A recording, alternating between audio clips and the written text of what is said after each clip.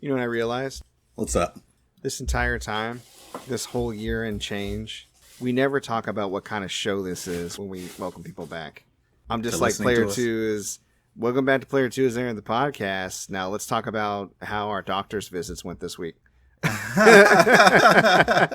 Well, maybe we should start.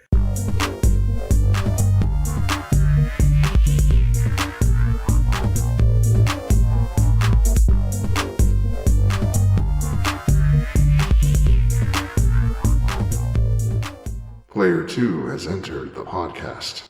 Welcome back, people, to Player 2 Has Entered the podcast about video games, nerd shit, and just catching up with two friends for the week. I am your co-host, Michael, aka MC Paperstacks, and with me, as always, is my co-host with the co-most, Derek, aka Full Metal Merc.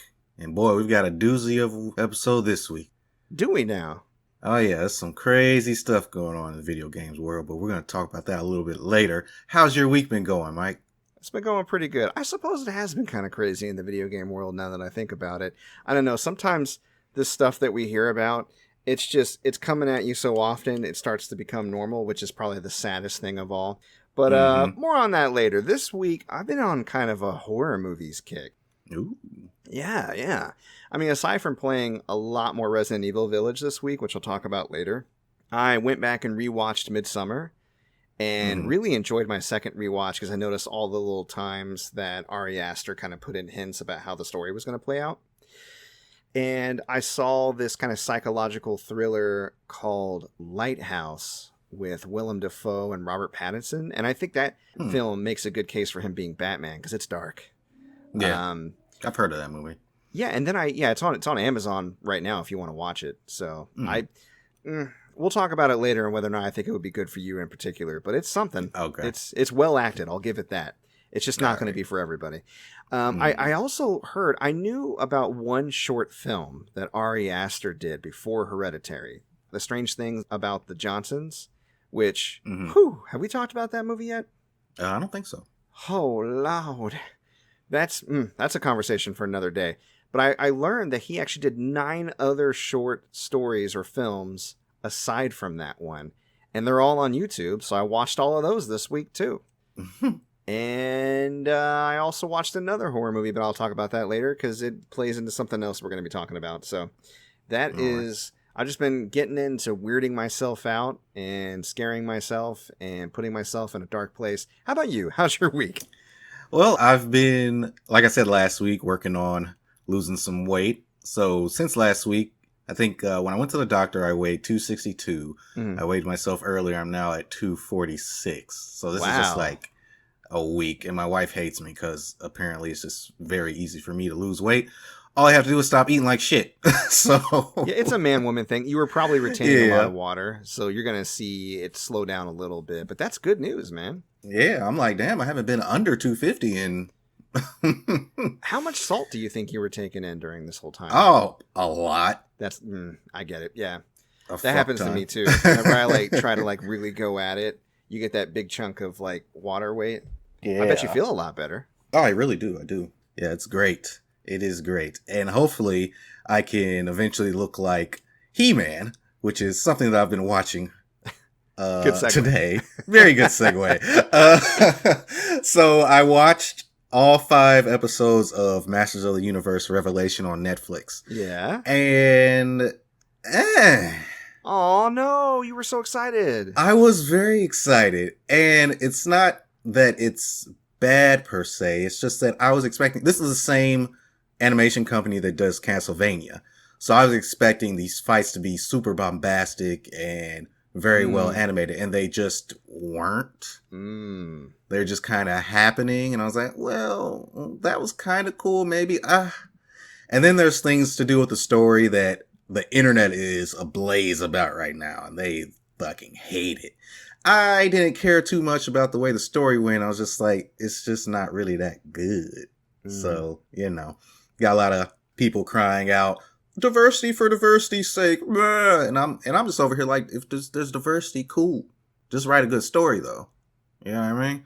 Yeah, I always hate it when a property or an IP tries to be inclusive, which is a good thing, but it either comes across as shallow because every other area of the production, there's not real effort put into it. A Ghostbusters reboot is a really good example of that.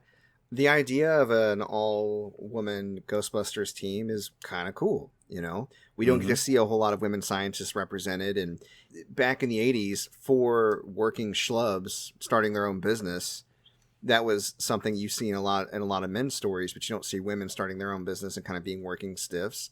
It's an interesting and novel concept that they just completely wasted because none of them had the faintest idea of what made the original movie work. Right. You know? So yeah, it's a wasted opportunity. It sucks. Yeah, it is what it is. I think if you're a big fan of the original series, you're not going to enjoy this. If you're someone coming in new with fresh eyes, there may be something here for you, but older fans I know are going to be furious. Mainly the middle-aged white men. Oh yeah, are going to be. That also kind of makes me like it more, just knowing that they're going to have a bad day, because that always makes me smile. Right. Man babies. I can't believe it was the 80s. It was the It's best of times. Why they It make was the it best of times. political? Right. Political? Yes, There's political. a woman in it. Yeah. Why are there black people in this? That's political. Oh my god. All right. Well, I'm going to check it out this week since I am coming in fresh and I'm not a fan. I'll let you know. Well, not a fan as in I don't like it. Not a fan as in I just never, it was not, it was around obviously when I was a kid. It just wasn't a show that I like, ooh, He-Man's on, you know? Right. Mm-hmm. So I'll check it out. You was Thundercats. Oh, I was T-Cats all day. Team T-Cats. Ho! But yeah, other than that, I got some great PS3 pickups. It was like the mother load of just PS3 fire. So I'm just going to run down the list real quick. We got the House of the Dead Overkill. Wait, no, I'm still talking. Run it. Oh. Sorry, go ahead. The House of the Dead Overkill Extended Cut. Okay. Star Wars The Force Unleashed Ultimate Sith Edition Steelbook. Ooh. Ashura's Wrath. Oh. The Soul Calibur 4 Tekken 6 double pack. Oh, baby, Shadows of the Damned. Go slower. Oh, okay. Enslaved Odyssey to the West. 3D Dot Game Heroes. Fuck you. Keep going. Disgaea D2 A Brighter Darkness. Oh my god. Trinity Souls of Zil Ol. I'm almost there. Dynasty Warriors Gundam 2. Oh shit. Oh, you don't have I should have ended. I should have it. ended on that one. Oh, okay. Metal Gear Rising and Dante's Inferno Divine Edition. Yeah, you should have ended on that one. Yeah, but I already sold these. Not these that I just named off. I already sold Splatterhouse and Dynasty Warriors Gundam 3. I'm gonna have to holler at you about Gundam 2, possibly a few of those others. So, but that's awesome, man. I'm glad that you got such a good round of pickups. PS3 games are still smoking. Mm-hmm. So that's great, man. Yeah. Somebody stop this man. Man, you can't. Well, speaking of never stopping video games, it's totally a segue. What you playing this week, man?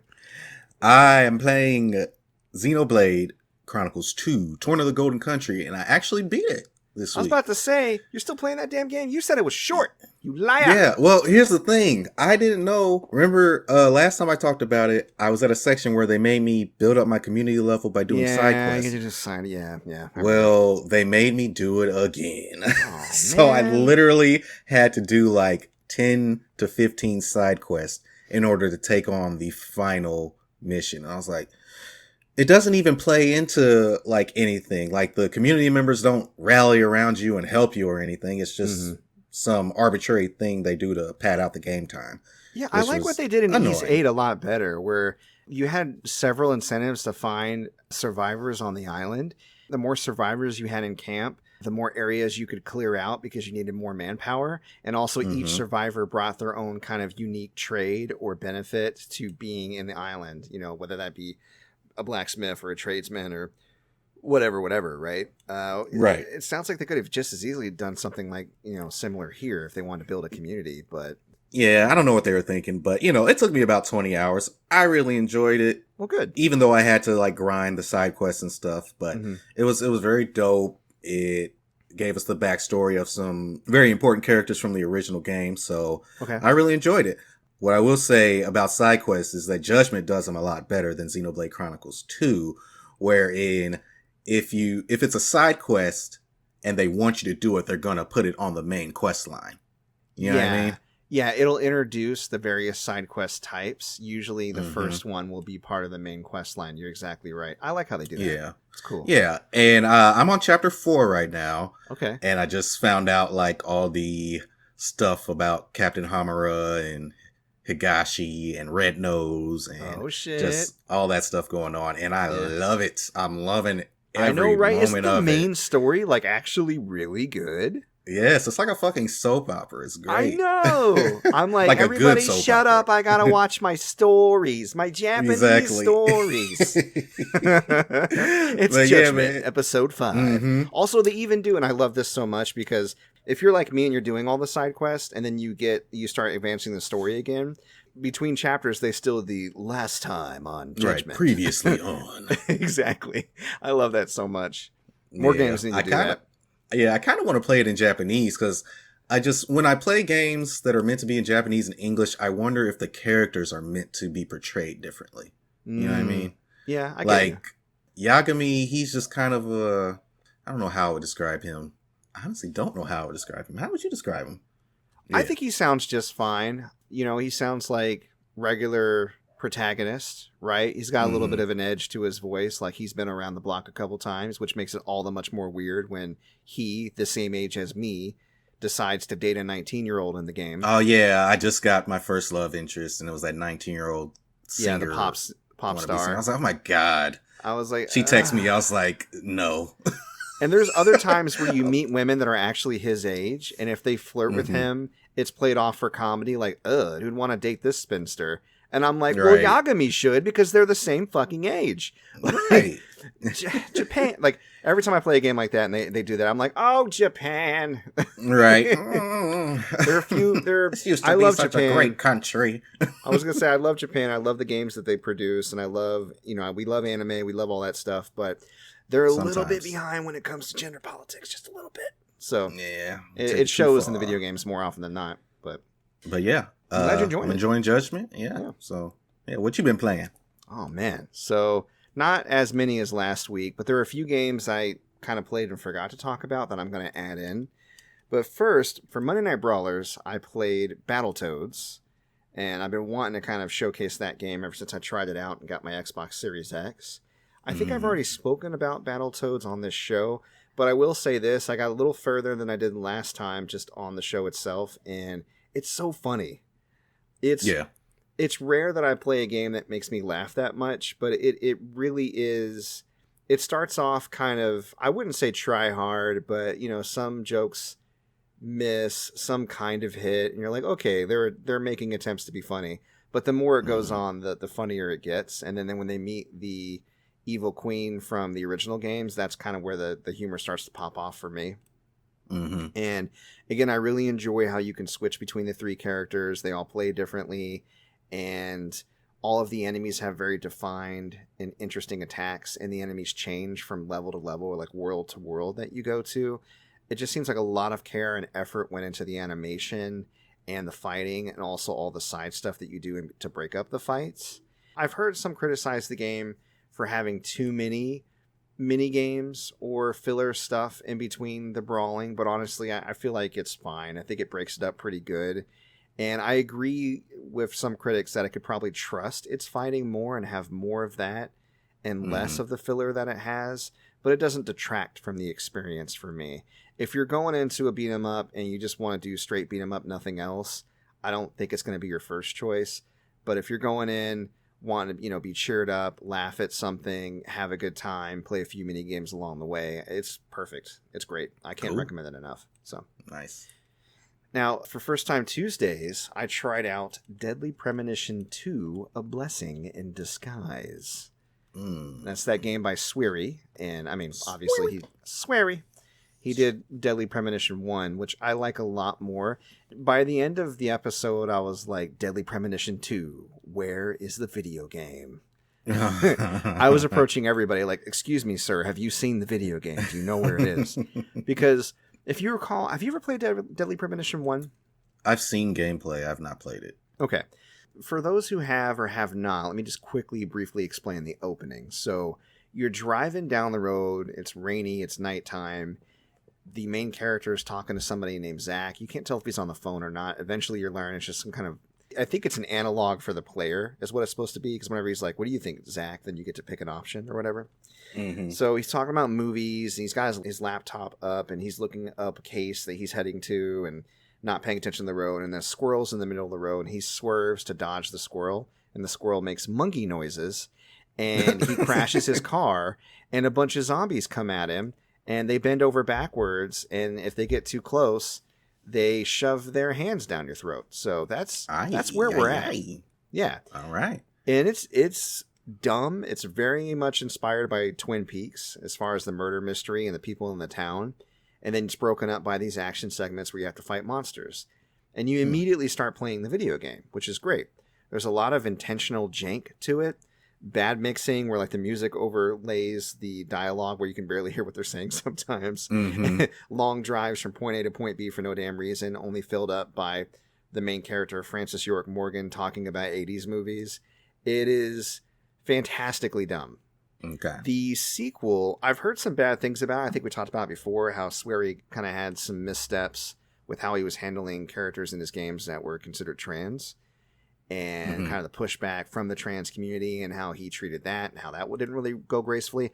I didn't get to the part where it discussed any trans characters, but what I did get to was a ton of cutscenes in the beginning with old Francis Morgan, and then shooting back to the case, which the one you play in Deadly Premonition 2 is actually prior to the case in Deadly Premonition 1. So it's kind of a prequel of sorts. The classic sequel prequel. Yeah, but it's told from the perspective of the old character who's post both of those cases. He's being interviewed by the FBI, I guess, because new information came up in this case. Right. When you shoot back to his memories finally and you're in Louisiana, you walk around, you talk to people, but other than just pressing A on the dialogue and getting to the next thing, you don't get to do much. And then you get around town on a skateboard, which is kind of funny, but the skateboarding is really just A to B. There's no tricks or jumps or ramps or anything, so it's not like a skateboarding minigame per se. It's just a way to get around. And then I heard that in order to get a clue on the case, I had to bowl a strike, I guess, at the local bowling alley. I was like, oh, there must be video game there. So I skateboarded on down over to the bowling alley, only to be told by this old lady that I couldn't bowl there. And I was like, oh, I have to go do something else. And so I went to the other mission thing thinking, okay, maybe zombies will show up here because this is where the body was stored. And, you know, in the original game, whenever you went to a new site or whatever where you had to investigate, usually you got caught up and had to fight zombies. We walked around and investigated and talked to lots of people, no zombies. And I played the game for, I think, a good 2.5 hours. Maybe it was around 2 hours and 10 minutes. And just nary a video game to be found. Oh. Yeah. That's it was sad. Really disappointing. The only thing interesting about the game in those first 2 hours was just the dialogue. Like, you can tell it's definitely the same writing from the original game, and that's great. But without a video game to tie it together, I don't really know what I'm doing here. Right. Damn, that sucks. Yeah, it was unfortunate. But it was on Games Pass, though, right? No, I purchased this for my Nintendo Switch. It's actually a Nintendo Switch exclusive. Oh, yeah. And I got it for around $15. So I didn't waste a ton of money on it. And I may even go back and try to power through and see if there's anything else of note in the game. But as for right now, I just... Yeah. No good. Yeah. Most of my free time I've been using up in the past couple of weeks, and I forgot to talk about last week, I've been playing a lot of Octopath Traveler, which is on Games Pass. Mm-hmm. And going, like, basically for the achievements. Some of them are pretty tough. A few of them are missable. But when I did Casual Thursdays last week, I played Octopath, and I've been playing it a lot this week, and even got a new follower on Twitch who was... Nice. It's Sayonara. You were speaking to them when we were doing Friday Night Frights last week, and they were asking about RPGs to play. They, upon my suggestion, have actually started playing Final Fantasy I on the PSP. And really liking it. Because they were asking, more games like Octopath. And I'm like, well, you can't go wrong with... the original Final Fantasies. A lot of people say that this game reminds them of 6. Right. And they asked about 1 and 2, and I told them my experience. Like, I played on Game Boy Advance and how I really liked it. Talked about, you mentioned Brave Story. I mentioned Bravely Default. Mm-hmm. Those games are pretty good. A few on the Xbox 360 because they said they had an Xbox. I was like, you can look up Lost Odyssey, Blue Dragon. Those are good. And made by the same person who did, Final Fantasy. So, Nice. Yeah. So, folks, you want suggestions on them RPGs on the spot? I will say a few. I've been around. Right. I've played a video game or two. I'm a gamer with a G in the front. Sometimes uppercase, sometimes lowercase, depending on the situation. Oh yeah. And then I did play a little bit of the Medium. I would say around 4 or 5 hours of it, and I didn't get a chance to talk about it. And I wanted to kind of speak about that real quick this week. Okay. I'm assuming you haven't had the chance to play the Medium because as of right now, I believe it's still only on Xbox. Yeah. Only on Xbox. What I liked about the Medium, what I thought was interesting, they talked about how you go between the real world and like that other spirit world. Uh-huh. What I didn't realize is it happens simultaneously. So the game will go into split screen and it's rendering 2 sides of the same level with the same character doing the same thing, but with different interactables in the environment. So say you could go up to a staircase and in one realm, the staircase is completely connected and in the other it isn't. Okay. So that means neither character can proceed until you make the way forward viable for both sides. Or in the spirit realm, if the way forward is available there, you can project yourself out of your body to go up and maybe find a way to open the way for the real world. But you have a limited time to do that. Like, you'll start to fade away a bit. You can't project out of your body for a ton of time, right? Mm-hmm. But, I dig the game. I think it's kind of an interesting concept. I didn't like the voice actor. I thought that she was kind of bland, and she talks to herself a lot, which is something you do, especially when you're in a game alone, just to get some dialogue going. But her dialogue wasn't very punchy, and it was kind of bland, and I didn't like the delivery. So that kind of soured the experience a little bit and made me a little bit bored. But the interesting parts, of course, were when we get to like the main building that you're going to be in and discover that some big tragedy happened there, and there's a darkness there. And then eventually you meet this creature that does try to chase you down, and it's voiced by Troy Baker. oh, was it? Okay. Yeah. I didn't recognize whether or not that actually was the case, but yeah, it's pretty creepy, I gotta admit. And after the chase sequence with that creature, which was kind of tough because you have like split second to figure out where you need to turn or whatever. Right. I played a little bit further and kind of just put it down for the time being. And again, it wasn't 100% engaging me. I think it's a really cool concept, and I think for someone who really enjoys adventure games, or point and clicks, those classic things where you solve puzzles and kind of progress, you're going to be into it. But for me, the story wasn't hitting, and for me, if I play a horror game or a psychological game, the story needs to be the strongest aspect. The gameplay can take a backseat if the story is really good. And the gameplay was okay, it was serviceable, but the story to me meandered and was a little flat. So, just my personal opinion. Oh, damn. And I played a ton of Resident Evil Village this week. I actually did my last episode last Friday. It was fitting because I ended up doing 8 episodes of the entire playthrough. Get it? Yeah. Got to try out the Mercenaries mode and everything on my last episode. That was a lot of fun. And this week I've been trophy hunting. In fact, on Casual Thursday, I finished my Dashing Dad trophy, which is where you have to beat the game in under 3 hours. I beat the game in 2 hours and 15 minutes. Nice.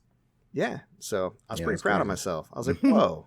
I didn't think I was going to make it at one point because I spent like an hour. It was an hour until I finished the castle section. Oh, okay. Yeah, and I was like, oh man. But I guess that's just half the game because you can actually blaze through the sections with the doll lady and the fish man pretty fast. The most sizable sections in my memory are the castle and then the industrial place where Heisenberg hangs out. They kind of bookend the game, so to speak. So, yeah, I've been doing that, just going after trophies. Today, I've been mostly going after the Knives Out trophy. It's where you finish the entire game with only your knife. Oh, wow. So I'm all the way up to Heisenberg, so I've already beaten everybody else. And I'm going to meet him in his factory with all, like, the machine monsters. And they have very defined protected weak points. So it's going to be very interesting to try to get through that section with a knife. Right. Wish me luck. But Get if him in the butt. just stab him in the kneecap. Right. So that's where they got to put the CPUs in the booty. Right. So they actually followed my advice. They put the CPUs in hard to reach places. So good job, Heisenberg. Right. So yeah, that's what I've been playing this week. So I think it might be about time to get on over to gaming news. Baby. Gaming news. What we got this week All for gaming right. news, Derek? Anything cool? So, Final Fantasy X turned 20 years old on July 19th. And that just makes me feel old. You see those memes where it's like what you think Final Fantasy looks like 20 years ago. And it shows you like the original, what it actually looked like. And you see Final Fantasy X and you're like, fuck. I think I've transcended that. You think so? I know I'm fastly approaching 40, but when I see stuff like that, everything is blurring together to me. Stuff that was 5 years ago, 10 years ago, 20, 30. Mm-hmm. And the older I get, the more I realize, man, time is a flat circle. We're going to do this all again. Next week's going to be somebody else's anniversary, and I just ain't got time to feel old no more. It's the new normal for me. So That's wild. Yeah. But yeah, man, 20 years old. Like, that is crazy. That's cool. So crazy, in fact, that a fan, well, actually, there's a YouTube channel called Toby Saunders, and they made a 4K Unreal Engine remake of the environments of Final Fantasy X. Ooh. And it's about 3 to 4 minutes long, and it is beautiful. It is absolutely beautiful. I want a Final Fantasy X remake in the same vein as 7. Like, it looks great. You see Kilika, you see Home, you see Besaid. It's just all beautiful. And there are some scenes where it's showing like the Aeons where they're clearly like clipped from the game because they didn't want to put that much work into it. Yeah. But it just looks great. Yeah. Yeah, but go check it out, man. It's awesome. It's a very nostalgic trip. Y'all know how I feel about Final Fantasy X. Of course. It's a wonderful game. The thing I love most about it, of all the Final Fantasies that I can go back and look at, it's the one to me that holds up the best, which is why I feel like I can wait a little while longer for a remake. I agree with you, a remake would be cool, but what I really want to see is them go and do 8 and 9 first. Yeah. Or possibly maybe even... not 8. I mean, don't get me wrong. I love 8. I love it. But the story is batshit. It's bonkers. It makes absolutely zero sense. That's why we need 8 more than ever, because they can elaborate, make it make sense, and they can take all the cool concepts like the floating garden full of child soldiers and make it badass. Right, so, that's true. I don't know, like, I think there's a lot to do there. I think it would be a lot more robust of a project than Final Fantasy VII even. So we'll see how it goes. And of course I want 9 because 9 is just my baby. Like 9's my fave of the whole series. So yeah, cool, man. All right, congratulations. Cool. Happy birthday, Final Fantasy. Next year you can drink. Yeah, hell yeah. We're also getting a new Witcher animated series called The Witcher Nightmare of the Wolf. It's coming out August 23rd on Netflix, and it looks badass. That's really soon, too. I know. So Nightmare of the Wolf, did they say anything about the story? Like if they're pulling it directly from a particular short story from the Witcher series, or if it's like a particular book, or they mentioned anything the trailer? The trailer didn't mention anything. It's a new Witcher character, not a new Witcher character. It's probably one that's been in the books or something. But we're not following Geralt. It's a completely different character that we're following. He looks badass. He reminds me of Trevor from Castlevania in that he's just real pompous and sure of himself when he gets into a fight. Sounds like Lambert. And, did they say what the character's name is? I don't think I heard a name. Okay, well, no problem. I'm going to go take a look and see. I bet there's a million YouTube videos out there speculating on who it could be. It's young Vesemir. Oh, that'd be cool, actually. All right, well, right on, man. That's exciting, man. August is going to be fucking great. We got Monster Hunter. We got Witcher. Awesome. What a great time to be alive. What else? Give me some more good news. Well, we got a Ghost of Tsushima Iki Island expansion story trailer. Cool. And it was about a minute and a half long. Shows the new antagonist, the Eagle. It's a She seems to be some sort of shaman that's trying to take over Iki Island and the nearby islands. The way that Jin finds out is that the Eagle sent an advance party to Tsushima and he defeated them. And he's like, well, I can't have this Eagle character, destroying Tsushima and Iki, so I got to go over there. He takes his boat over there, it gets destroyed in a storm, and then he gets captured. And the Eagle is talking to him about, hey, let me guide you through the horror and stuff so you can come out on top and we can work together and do stuff. But obviously he declines, and then, battle ensues. And it looks awesome. It looks really cool. So I'm looking forward to that. That's the director's cut of Ghost of Tsushima is coming out August 20th.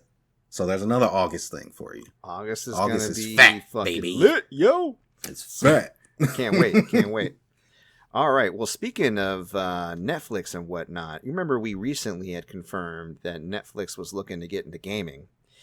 Mm-hmm. More info on that came out. It sounds like, just from statements directly from Netflix, that they're going to start with smaller mobile game experiences that are going to be available on smartphones and tablets. The cool thing is it'll be at no extra cost to Netflix subscribers and cousins of Netflix subscribers who were given the code, which is cool. And it sounds like it's going to be dropping sometime in 2022, so that's pretty soon. Nice. There's some interesting rumors flying around about the Netflix gaming because of a recent data mine of the Netflix app that showed images of a PlayStation 5 controller and Ghost of Tsushima, hinting at a partnership with Sony, which is not unheard of because a lot of the properties that we mentioned are partially owned by Sony in regards to their video game shows. So, interesting. What could it be? What could it be? I mean, it could be like Here's the thing that I think would be kind of cool if they decided to go this route.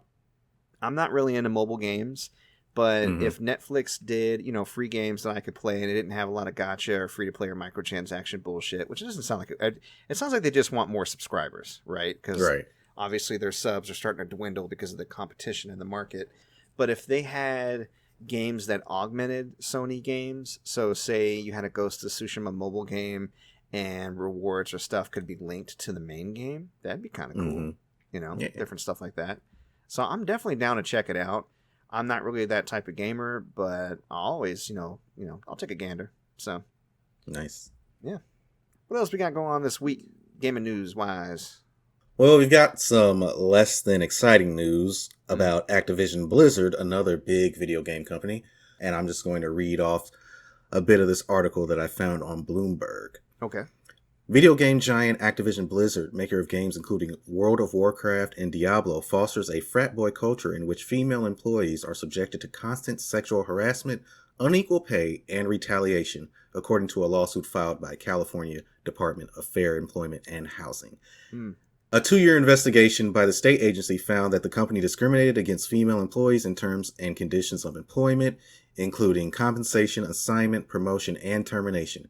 Company leadership consistently failed to take steps to prevent discrimination, harassment, and retaliation, the agency said. According to the complaint filed Tuesday in the Los Angeles Superior Court, female employees make up around 20% of the Activision workforce and are subjected to, quote, pervasive frat boy workplace culture, including cube crawls, in which male employees drink copious amounts of alcohol as they crawl their way through various cubicles in the office and often engage in an inappropriate behavior toward female employees. Ooh. This is not good stuff, people. The agency alleges male employees play video games during the workday while delegating responsibilities to female employees, engage in sexual banter, and joke openly about rape, among other things. Jesus. Yeah. It's very, very bad. I'm going to keep on. I'm going to power through it, though, okay? Okay. Fair enough. Okay. Female employees alleged being held back from promotions because of the possibility they might become pregnant, being criticized for leaving to pick up their children from daycare, and being kicked out of lactation rooms so male colleagues could use the room for meetings. Female employees working for the World of Warcraft team noted that male employees and supervisors would hit on them, make derogatory comments about rape, and otherwise engage in demeaning behavior. Now, I'm just going to come out and say this. If they're joking this much, or at all, about rape in the office, there's probably some of that going on in the office. And it's fucking terrible. And this next part is probably the worst bit. The suit also points to a female Activision employee who took her own life while on a company trip with her male supervisor. The employee had been subjected to intense sexual harassment prior to her death, including having nude photos passed around at a company holiday party. Oh no. That's fucking insane. There's absolutely no reason for this type of behavior to be allowed in any industry, workplace, sidewalk, whatever. Like, this is bullshit. It goes without saying, for sure. Yeah. And there's a lot of people calling for boycott Activision, rightly so, because the company is doing absolutely nothing. Like, here's a statement from the company. We value diversity and strive to foster a workplace that offers inclusivity for everyone. There is no place in our company or industry or any industry for sexual misconduct or harassment of any kind, a spokesperson from Activision Blizzard said in the statement. We take every allegation seriously and investigate all claims. In cases related to misconduct, action was taken to address the issue. But that's not the right answer. Not after a 2-year investigation with those kind of allegations. That is not the right fucking answer. Right. So, yeah, it's fucking bad. It's everywhere. And I'm just glad that it's at a point now where these things are coming to light and everyone's seeing it. Now, is anything going to change because of this? Probably not. And I hate to say that because, big companies are going to big company. They're going to keep making their money. People are going to forget about this and continue on. I'd like to elaborate on that. Go ahead. I think that is anything going to change? Maybe not as quickly as we'd like. Yeah.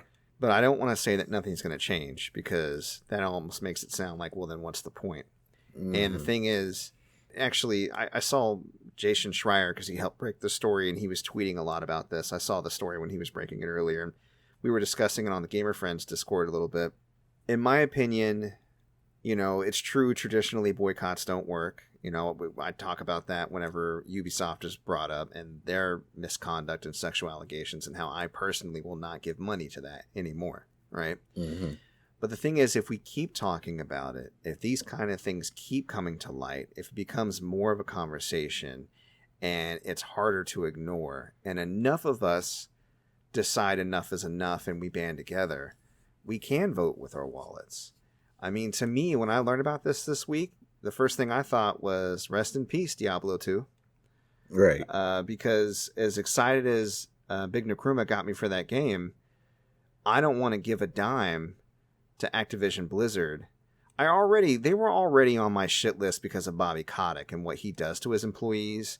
But to me, that didn't justify not buying their games because really what needs to change is what they do with the money they make, not the fact that they make the money, right? Right.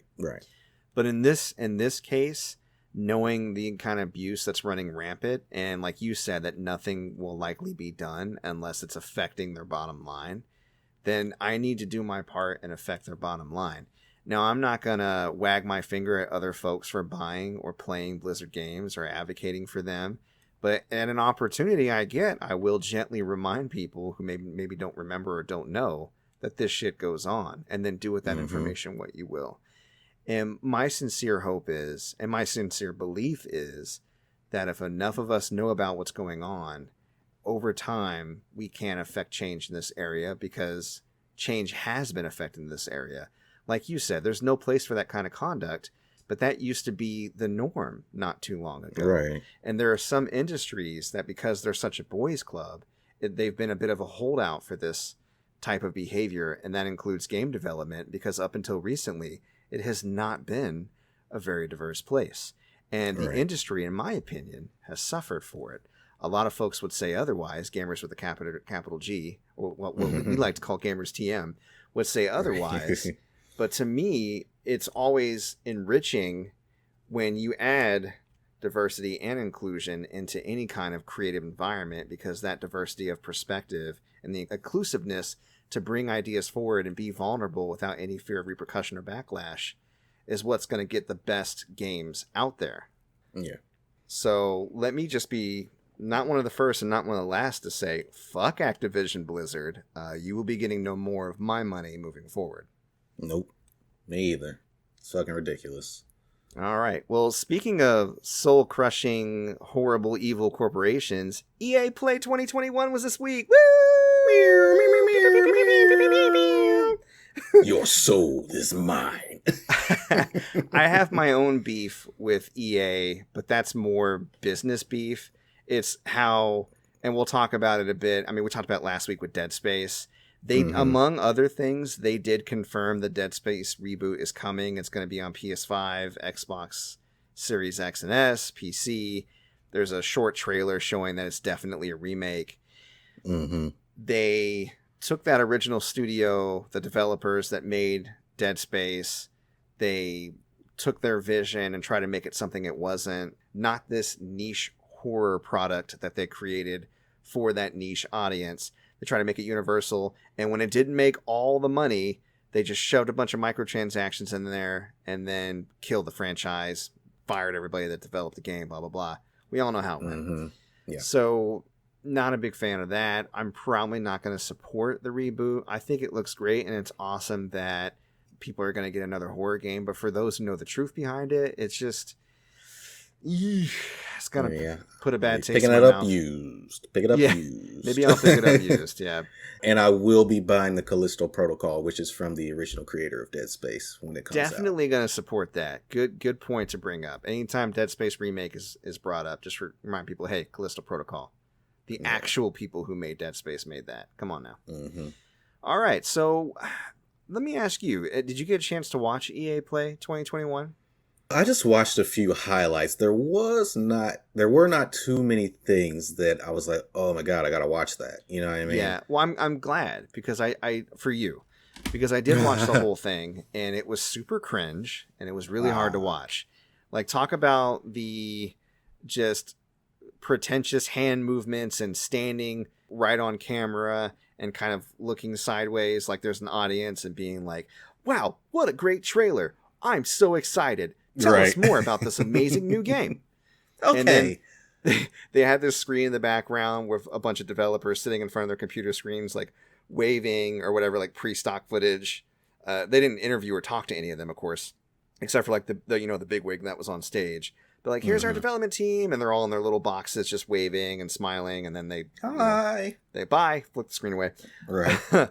What they did do is they dropped, I think, a lot of stuff that certain people are going to be interested in for sure. There was a new grid racing game. It looked, interesting and developed. Not really for me. They announced Season 2 of Knockout City. A lot of people are really enjoying Knockout City right now. Good for you guys. They announced a new Apex character who looks fucking dope, to be honest. I love those Apex reveal trailers. Those are, they're trying to compete with Overwatch a little bit, it seems like. And cool, fuck Overwatch. You know who makes them? Activision Blizzard. Apex, baby!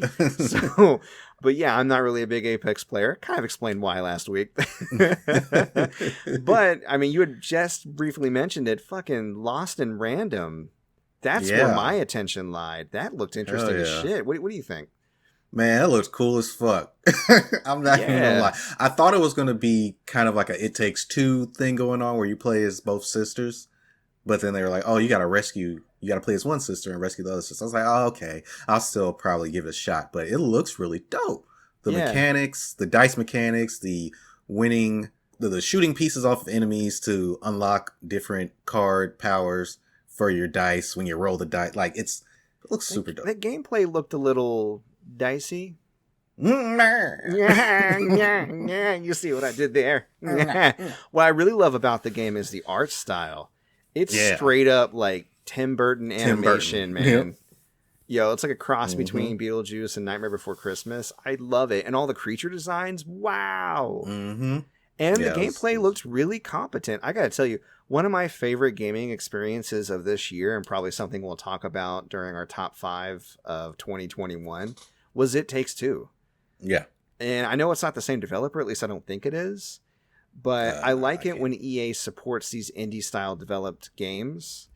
And I feel like this is going to be another one that people who enjoy single-player experiences should keep an eye out for sure. Yeah. That was EA Play 2021. We're going to move right along. Now, this may be a little bit of a shorter episode than usual, but don't worry. because we are recording the spoiler cast for Loki this week with Call It Like I Don't See It. So I will make sure to have that out for you guys sometime this week. And of course, on our socials, on Twitter, on Facebook, we will announce when that spoiler cast drops. So keep an eye out. If you're feeling the gap in content left by the shorter episode, you need more player 2 has entered the podcast. We got that spoiler cast for you. 2 players, 1 show. 2 players, 1 show, 1 game, 1 destination, 1 goal, 1 journey. Well, speaking of 2 players, I gotta ask you as one of the 2 players this week, Derek, what you feeling? Okay, so don't hate me. I'm gonna because I know what it is. Yeah. I am feeling Space Jam 2: A New Legacy. Boo. And let me start by saying that Space Jam 2: A New Legacy is not a good movie. No. But it is fun. There are certain movies that come out when you go into them with the expectation to not enjoy anything about them. I literally turned this movie on. I said, it's probably going to be shit. Same. LeBron James can't act. It's probably going to be shit, blah, blah, blah. Turned it on. I was pleasantly surprised at the amount of jokes that landed with me. Like, at the amount of times that I laughed out loud from, like, not because it's really funny, just like, wow, I wasn't expecting Space Jam to be that smart to make a joke like that. That was funny. I like that. That's fair. So basically, the best part of this movie is when the Looney Tunes are doing their Looney Tune shit. You know what I mean? When we're going, and a bit spoilers for Space Jam. I don't know if people care about spoilers for Space Jam, but when LeBron gets sucked into the internet, the serververse, he meets Bugs Bunny, and looks like all the Looney Tunes they've gone to different properties, Warner Brothers properties. And this whole movie is just a big Warner Brothers jerk off. It's literally a commercial for HBO Max. It's like, look at all the shit that you can watch on HBO Max. And I am totally fine with that. I am totally fine with that, because the things that we get out of it is we get Foghorn Leghorn as Daenerys riding a dragon. I'll say a winter's Dracarys. Like, it's stuff like that I was just laughing out loud at. Like, wow, this is fucking hilarious. I love it. Yeah. LeBron cannot act. Oh God, he's way worse than Michael Jordan. Oh, no. I was going to say that he's better than Michael Jordan. Michael Jordan. When's the last time you seen OG Space Jam? It's been a while, but I've seen clips, Brother, just clips. I don't know, man. I'll go back and watch the original Space Jam. LeBron was terrible in this. And LeBron was a dick in this movie. Also, at least in the beginning. I mean, they gave him an arc. I got it. Like, it's not like that's who he is in real life. I completely understood the arc they were going for. You're going to be on this court. It's all about doing, putting 100%. Gotta put 110%. Gotta be great. Yeah. Gotta be great. Like I was like, oh my God. But no, like, somehow this movie made Don Cheadle bad. I was like, Don Cheadle's actually a really good actor. What happened? You know what I mean? Like, it was, it was very, this is a very cringe movie. Oof. Well, very cringe. I was thinking the way you were thinking. I went in thinking this is going to be crap. And then I was watching it like, you know what? This is okay. This isn't half bad. Ben was over there giggling the whole time. Right. Like, okay, for a kid's movie, it's fucking amazing. Yeah, they love it. But then when we got to the part where Porky Pig started rapping, I was like, yeah. I was done. Really? I was like, I couldn't do it. Because I saw that before the movie came out, and I was like, ugh. Yeah, I know. That's the worst thing about this movie. You're right that they have jokes, but the problem with Space Jam: A New Legacy is they have a joke that lands, and then they keep going. I'll give you an example. Mm-hmm. Do you remember the whole, and I knew this gag was coming just from the fact that it was voice activated. I was like, wait till somebody says ball, and they ain't looking. They're on that court, LeBron's court, and they say ball, and the basketball comes flying at them so they can play. Yeah. And then the little boy goes, spaghetti and meatballs, and then boom, the kid gets hit in the head in the scene. But they don't. And then LeBron's like, ooh, that's my favorite dinner. I love spaghetti and meatballs. It's just like, I wasn't paying attention to the movie that much to catch that. Yeah, he's like, oh, spaghetti and meatballs, that's my favorite. Like, they do that a lot. They'll have a joke that lands, but then they just go that extra mile. Granny was a part of a lot of the cringe moments. Like, they had some great gags. The Michael B. Jordan gag was really good. That was fucking But again, it perfect. went on a little too long. Yeah. You know what I mean? Like, it's stuff like that. And then and Chris and I was both looking at each other like, what boomer wrote this movie? Because a lot of the jokes were really like old. Yeah. And you know what I mean? Like, it's just a lot of the lingo that was used. It was, and also, again, this is why it's such a commercial. I don't know if you were paying attention to the background during the game. Yeah. There were characters from A Clockwork Orange in the crowd, like up front and center. You could see them, the gang. Oh, wow.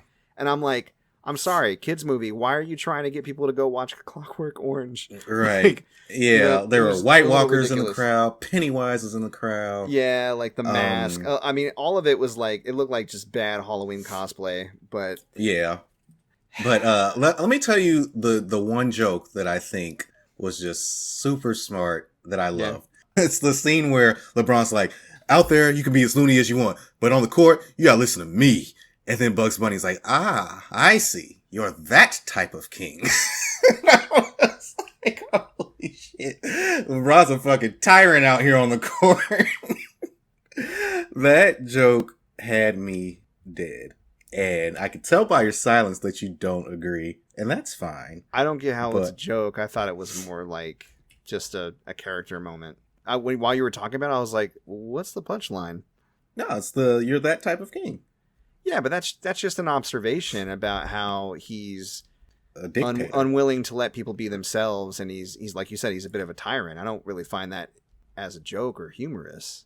Well, I think it's guess. playing off of his NBA persona. Like, he's always the big superstar. And it's like, you know, pass me the ball, I'm going to shoot it type shit. I don't know, man. So you saw it as a kind of like a meta commentary about Yeah. how he's framed. Okay, fair Yeah. enough. Yeah, it did. I Yeah. mean, I know that he's referred to as King James. Like, I get Mhm. that connection. It just didn't land to me as a joke. It landed more like because again, the thing is, I feel like the heart and the story and the arc was better in this movie. I just Mhm. think that everything surrounding it was implemented poorly. That's the thing that sucks. Maybe that's the reason why I didn't like it. I don't like it when a movie just misses the mark. Be great Mhm. or be terrible. I can enjoy either of those. But when you're almost great, it's like, well, fuck you. Why didn't you go all the way? You know what I mean? So I think that's where we differ as far as like the type of movies that we enjoy. There are some movies that you can forgive because they're just so bad. But there's an uncanny valley for every person where it's not good and it's not bad enough to be enjoyable. It's right there in the middle, and that's where Space Jam was for me. So, Okay. All right. Well, shit. but I'm We've not gonna gone yuck a your, lot. I'm not gonna yuck Yeah, your no, yum. no, I'm don't glad yuck that you my enjoyed yum. the movie. No, I'm glad I you did. enjoyed the movie. I've watched it actually No a few judgments. times because Nora keeps wanting to watch it. No, I'm not. So I'm No, like, Ben was okay, I excited guess about I'll it. put on Space Jam. Ben immediately was like drawing pictures of basketballs and stuff. Like, he was having a good time with it. So Yeah. it's great. Awesome. Austin Powers showed up. He's like, I've seen that. Yeah, movie. I was literally like, who is this movie for? Rick and Morty showed up. Like, Yeah. Wild. That bit was funny. They were like, hey, yeah, he's your problem now. Bye. bye, okay. wubba lubba dub dub. Wubba lubba dub dub. All right. Last week, I saw a film. As I recall, it was a horror film. Horror film. Went outside in the rain. Checked my phone. Saw you rang. And I... Jizzed in my pants. None of that's true except for the horror part. Right. So I saw a movie... None of that's true except for the jizzing in my pants. I didn't watch a horror movie last week. Yeah, no. Definitely sticky pants. No, speaking Right. of HBO Max, a horror movie dropped on HBO Max this week called The Empty Man. Have you heard of it? I have not. The Empty Man is what I'm feeling this week. It's definitely a traditional horror movie in the fact that like some scary shit happens, but it's not like all jump scares. It's more of a mood, which I really appreciate about those types of movies. And it sounds kind of like one of those cheap cash in PG-13 dumb horror movies for teens like The Bye-Bye Man, but it's not. Or Fear Street. Yeah. Ugh. Bad name aside, The Empty Man is actually really interesting. Without getting too much into it, there is like this group of friends who are like traveling in Tibet, and one of them falls down in this cave and sees this really weird skeleton that's inhumanly large enough to where it's like, it looks like a human skeleton, but how can it be that big? You know what I mean? Right. Like, not gigantic to where it's dumb, but just bigger than the average human. Mhm. And the person who fell down is like kneeling in front of it. So when someone comes down to save him, the person won't move. And he's like, "Are you hurt?" And then they just whisper, "If you touch me, you're going to die." And he's like, "What?" He's like, "If you touch me, you're going to You're die." gonna die. Yeah. shit just pops off from there, and then it shoots over to America where this friend of a family, like the daughter, goes missing, and the mom is like, you have to try to find her. And he used to be a detective, so he's got those skills, and it seems like the police aren't really keen on labeling it as a kidnapping, but more of a runaway, just because of the evidence they found. And the mom is convinced that can't be the case, so he starts to investigate it, and then he gets into the legend of the Empty Man, and how, like, if you summon him in 3 days, he'll find you, and you see visions and stuff like that. And as he's investigating, he sees what happens to all of her friends, and he's chasing down her, and there's twists and turns and a big major twist at the end. And it was actually really, really good. It was one of my more favorite horror movies that I've seen in a while. So for anyone that is interested in like a thriller, something a little psychological, I would recommend checking it out on HBO Max right now. So. Okay, probably gonna check that out. We love watching thriller horror shit. So yeah, let me know what you think. I think it's really cool. So I would be interested to hear what you have to say about The Empty Man. All right. All right. Well, we're going to go ahead and quickly break for that ad that we always play. And Taco Bell is out there listening, and you would like us to shill for you. We will, because we enjoy your products. We won't shill for just anybody, but we'll shill for that Taco Bell. For that chicken power bowl. Exactly. We'll be back in a sec. All right, and we're back. What a wonderful ad that was. It's the same ad we always play. Maybe somebody else will actually take notice. Who knows? In the meantime, to pay those dues, Derek, if the people are interested in them gamer goodies, possibly more, where can they locate you at? Check out the stuff you have in your store. So they can check out everything I have for sale at ebay.com/str/gamergoodies and more. They can follow me on Instagram at gamergoodiesmore and Twitter at goodies_more. I'm posting stuff, trying to post stuff every day, but you know how life goes. So, you know, I do it when I can. So check me out. I think you're doing all right, man. Well, also, you can find us at our main hub at anchor.fm/player2 is enter the pod. And we post episodes every single Sunday. We can be listened to at that hub or anywhere you can find podcasts available. That includes Breaker, Google Podcast, Overcast, Pocket Cast, Radio Public, Apple Podcast, and Spotify. You can also find us on Facebook and YouTube. Facebook.com/player2 is enter the pod. The YouTube channel is called Player2 is enter the podcast. And we put notifications of new episodes as they drop if you'd like to subscribe or follow us there. You can follow me personally. I'm on Twitter at Mike Peterson AL, and I also do Twitch streaming, twitch.tv/MCPaperstacks, and you can check the schedule, but I typically stream Monday, Tuesday, Thursday, and Fridays. And finally, we have a Patreon, so if you'd like to support our Patreon and consider throwing a few bucks our way to help support the show, all that money will go back into the show to make it even better experience for our listeners. You can visit patreon.com/player2 is enter the pod, and check out the different tiers to see if something interests you and helps support us. We'd really appreciate it. And that is our show. And what a show it was. And we'll see you guys next time. All right. Love you. See you next week. Bye-bye. Peace.